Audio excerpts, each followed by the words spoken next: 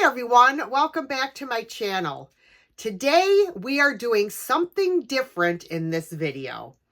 Yep, I am going to do a craft video for you, and what I'm going to be doing today is upcycling a thrifted bench, and we are going to be using rice paper and Mod Podge.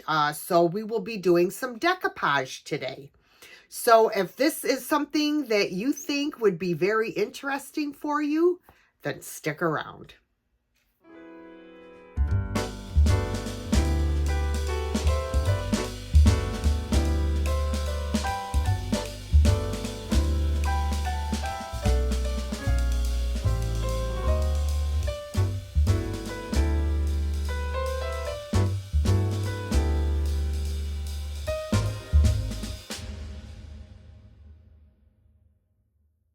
All right, guys, this is the little bench that I'm going to be upcycling. Now, I love it exactly the way it is. It's painted black. It's been distressed. I am not changing anything to do with the color, except I will be painting the top white. And the reason being, when you are decoupaging, you really want your background to be a very light color so that your decoupage paper pops. If you have a dark background, you don't tend to see the image on your decoupage paper as well. So I am going to paint the top of this bench with white chalk paint. Now, before you start any project, you always want to make sure to clean your item really well with some warm soapy water and a rag. Wipe it all down and then let it dry thoroughly before you start painting.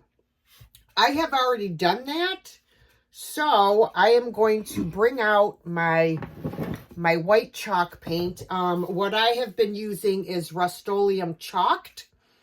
And I'm almost out, so I'm going to have to get some more. So, like I said, I am going to paint the top of this and just plain old white chalk paint. I can move it in a little bit so you can see what I'm doing. Guys, I lost the clamp for my overhead camera thing when I was redoing this craft room, and I have no idea where the heck it's at. So my apologies for the side view, but that's the best I could do. I hate to buy a whole new unit when I just need the clamp, so I'm going to see if they just sell the clamp. They probably don't, and I'm probably going to have to buy a whole new thing, but it is what it is. We'll see what happens. So I'm just going to apply a thin, even coat of the chalk paint to the bench, and it's going to take a couple coats because, you know, it's black underneath. So and I'm trying to make sure I don't get it like over the edge here.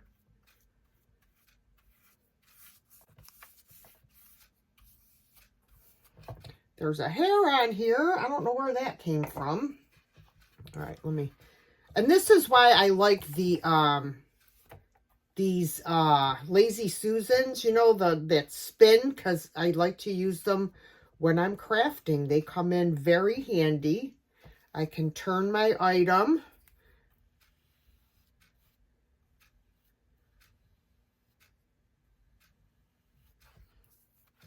Okay.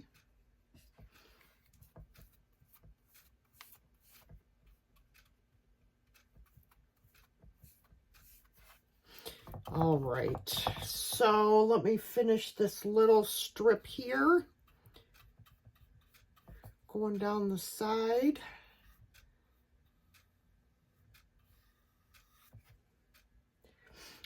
So there's a lot of places that you can get rice paper for decoupaging. I will leave links in the description box for all of you for a few different places that has some beautiful decoupage papers. And I will also put a link in there for the Painted Heirloom, which is where I get my my transfers when I use transfers.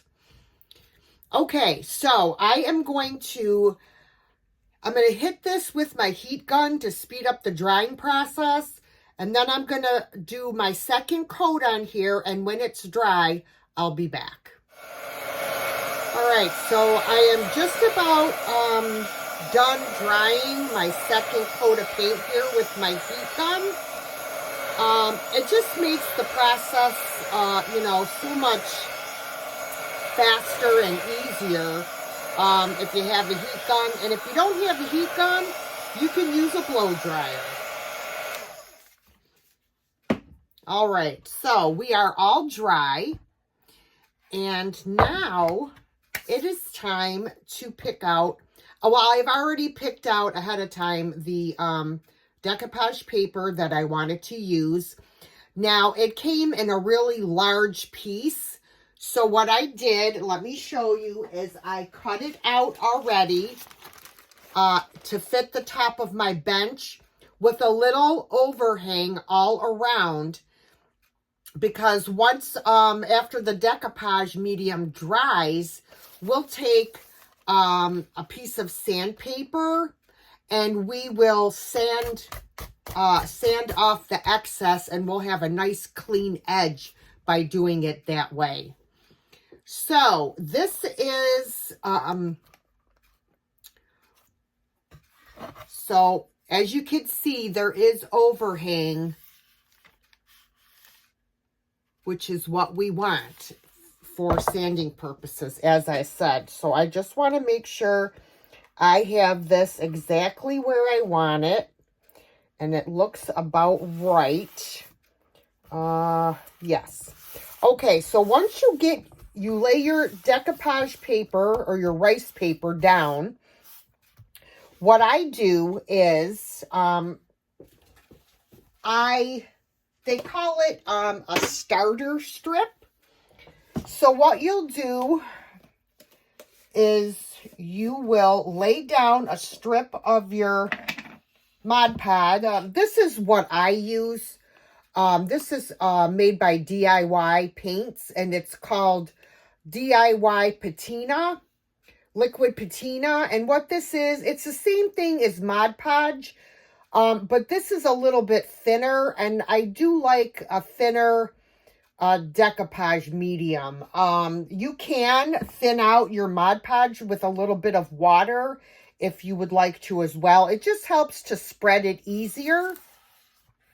So, okay, so what I'm going to do is I'm going to lift up. I'll do it where you can see. Okay, so I will hold the paper down with one hand. I'll lift up this end of the paper, and I will spread a strip of Mod Podge on here, being sure that you get the edges really well with your Mod Podge or whatever you're using. And then I will lay this down.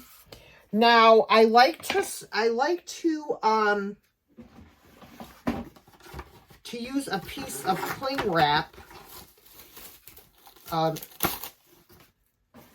in a ball, just like this, to help to spread out, your paper, and it gets the wrinkles out, and it the cling wrap helps with friction, so you don't have any friction and your paper doesn't get as many wrinkles. And what you want to do is when you are flattening your paper, you want to start from the middle and work your way like outwards to push out air. All right, so now that we have the starter strip down, I'm going to lift this end and I'm going to put some more Mod Podge.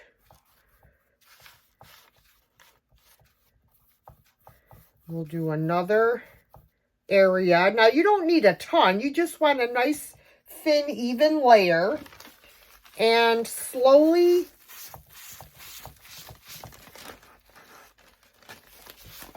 Okay, I shouldn't have it on this Lazy Susan while I'm trying to spread my Mod Podge out.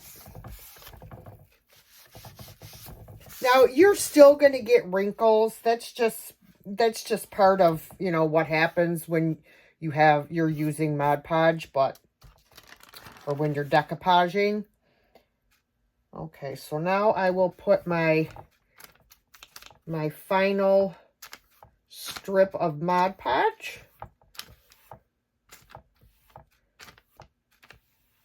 I just really like to make sure that I have the edges really well. Okay.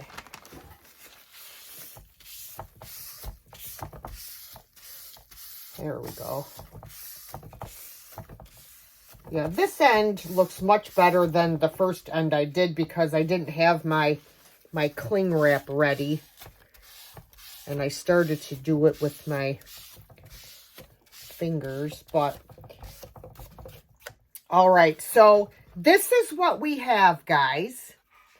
Okay, so once this dries, I'll be back and I will show you how we are going to take care of the overhang of paper. This is now dry enough where I can sand off the excess paper. So what you're going to do, you could use a nail file, you know, an emery board. I got these off of Amazon. They call them finger sanders.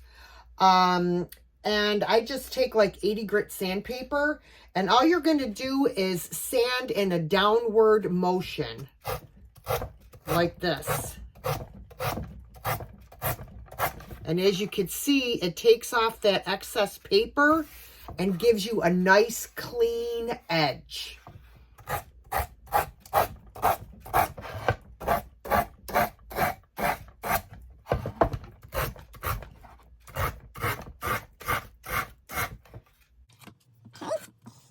Come to this side.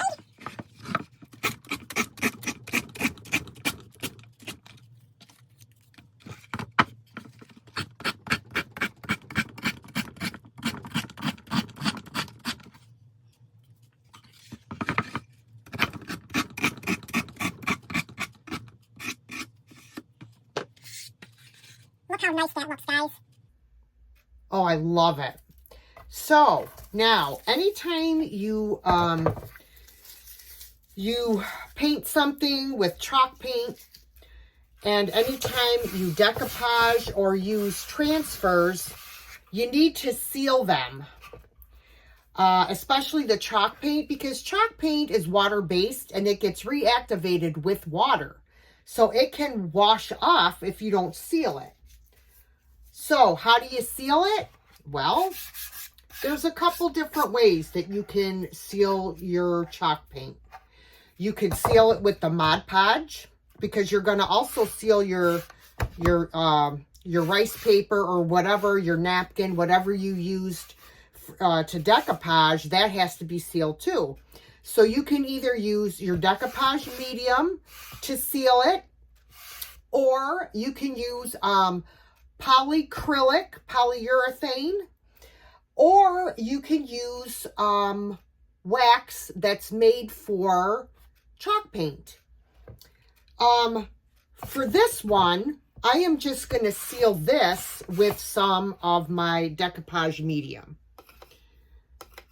So all you're going to do is just put a thin, even coat of your decoupage medium on here.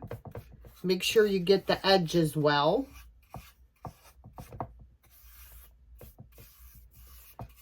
You don't need like a ton.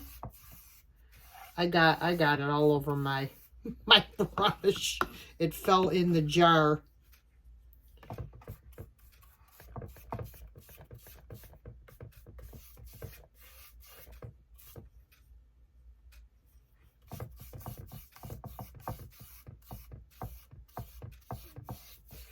And that will seal your paper on so it doesn't come off, and it will also protect your image as well. And you can also decoupage your item too, like the bench. I'll probably put some decoupage over the bench as well. So let's turn it this way. It looks like it might have been, I don't know if they sealed it or not, but I'm just going to put a thin coat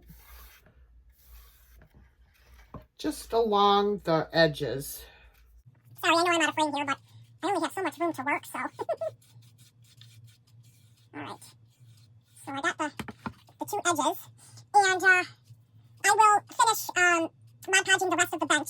And then I'll... What I like to do after I seal everything, which I've already done with my decoupage medium, let me move you up a little bit. I like to go around the edges with some wax, just to give it a little bit of age. So I could just take this little brush with the wax on it and just kind of go around the edge like that.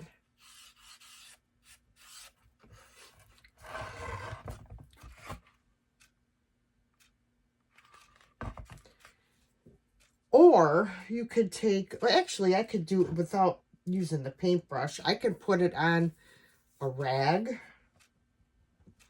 and do it like this. I think you have a little bit more control over it when you do it with the rag.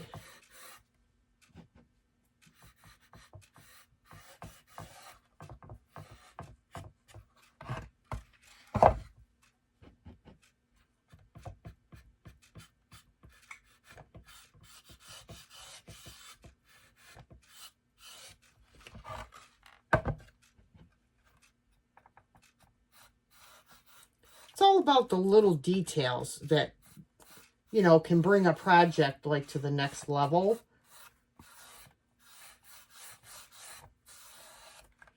But yeah, I just kind of wanted to go around the edges a little bit. But I don't want it to be like a straight line, so I'm just kind of blending it in as I go.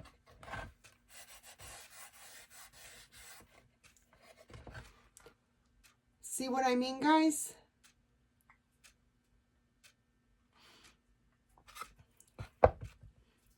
All right. So now I'm going to take some of this brown wax and I'm just going to put it along the sides here. Rub it on, go around the whole thing.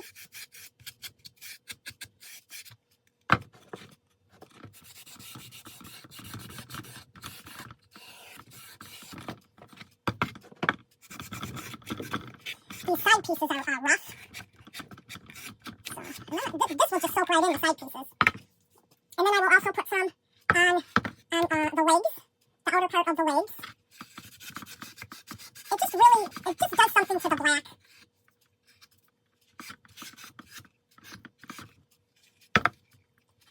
Because this is rough and spots, everything that sticks to it. Every little piece of lint and hair and fuzz and...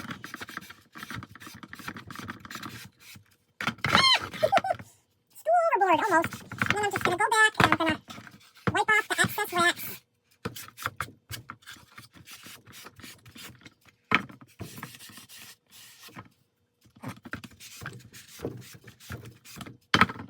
And there is our finished bench. I just think this is so stinking cute. I absolutely love it. I really, really do. I'm just gonna, with whatever I wiped off, I'm just gonna go run it over the top and just dull it just a little bit. So there is project number 1. I think this came out really, really cute.